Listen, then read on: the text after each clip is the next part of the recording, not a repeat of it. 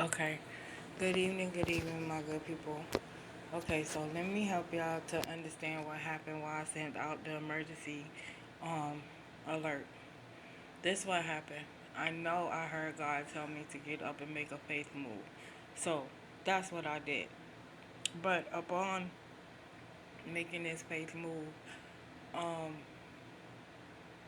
I also wanted to be able to go and see my family and visit them. Whatever God was doing in my life, it was okay. I knew it was going to be okay, and I just wanted to go, be able to visit my family and stuff like that. So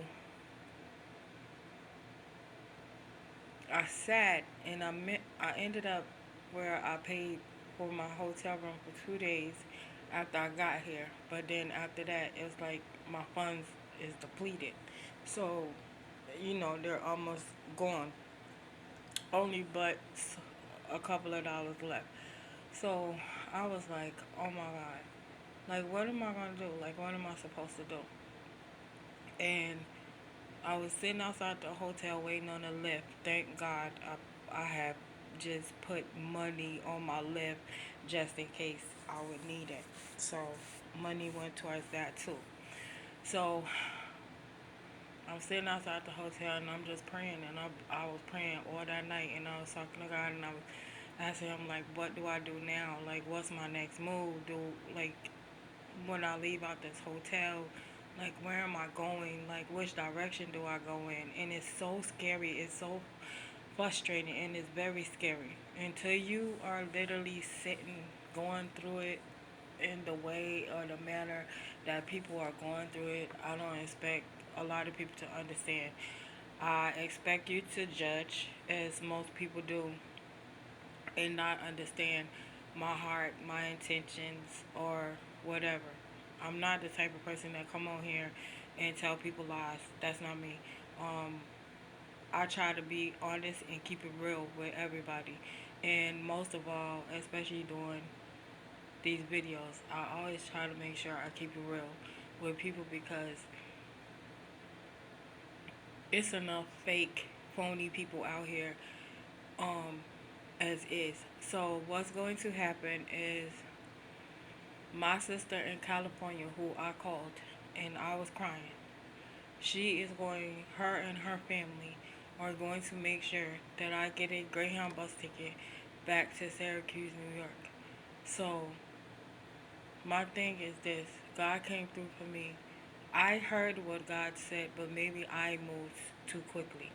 Like, you gotta, even as somebody walking with God, even as somebody standing strong with God, you gotta be able to also, just like you come on these social media apps and make your videos and you prophesy or you do whatever you're doing, you gotta also be able to come on these videos and tell people when you made a mistake and own up to that mistake. I made a mistake. I moved too soon. I moved out of God's will too soon, and that's my fault.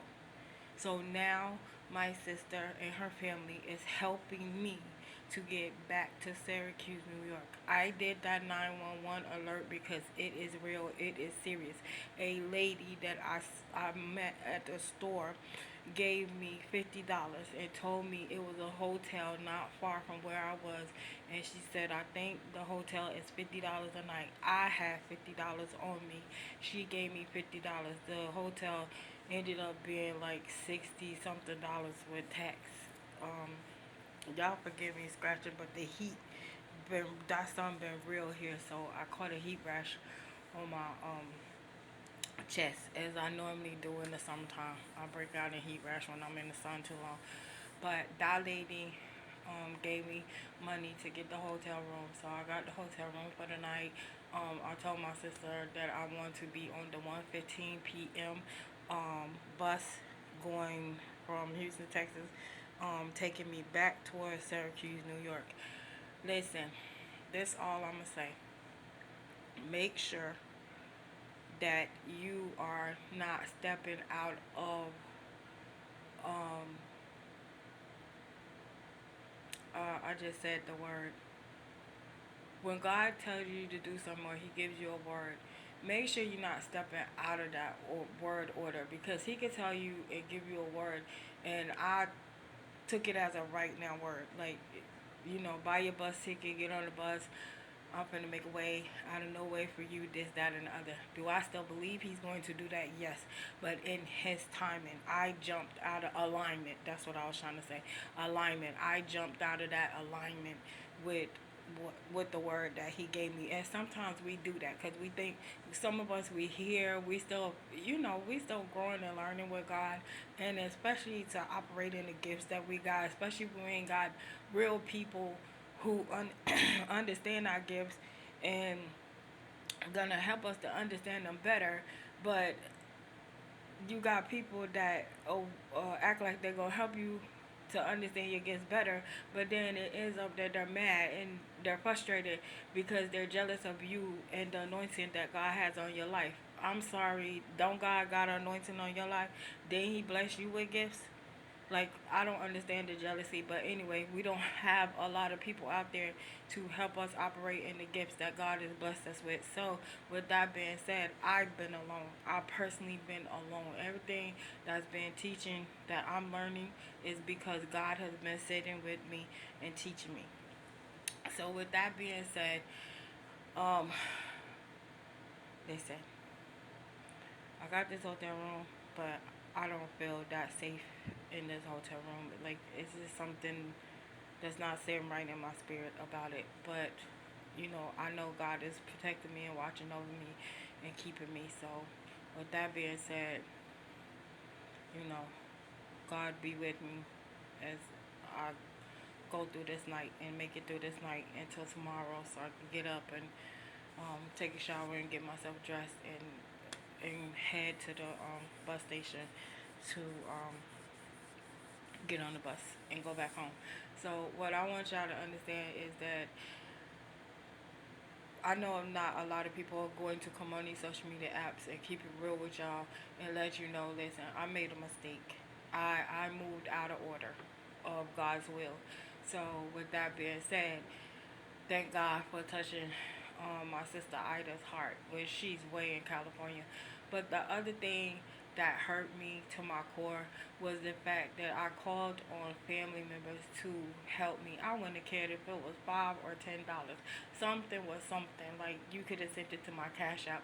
And people were acting funny with me when I told them I was here in Texas and stuff like that. And I just didn't get a real good vibe from family. And it hurt me to my core because nobody knows how much I love my family despite the years apart that I've been from my family. It never stopped me from loving them. It never stopped me from praying for them throughout the years.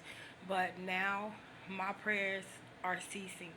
I'm taking my hands off of them and I forgive them, but I no longer am going to pour so much of myself and the love I have for them out for them. I forgive them, but now I'm at a point where I forgive you and I'm going to move on. And one day, I can promise you this. One day, because one of y'all think y'all the curse breaker in your family line, and it's not you. It's the one that God adopted into that family line. Let me help you out with that. So let me help you out, because I know you don't know. I know you don't know the anointing I carry. I know you don't know nothing about me like that. But let me say this to you. You're going to need me again. You're going to need me. There is coming a day, a time, a moment, a year, and you're going to lead me. And it is going to be like the story of Joseph in the Bible. I promise you that. That I know for sure. It is going to be a Joseph moment from the Bible. And then you're going to need me. Whatever's going to happen is going to happen, but you're going to need me. But I still love y'all. But I'm done. I cut it. I cut it.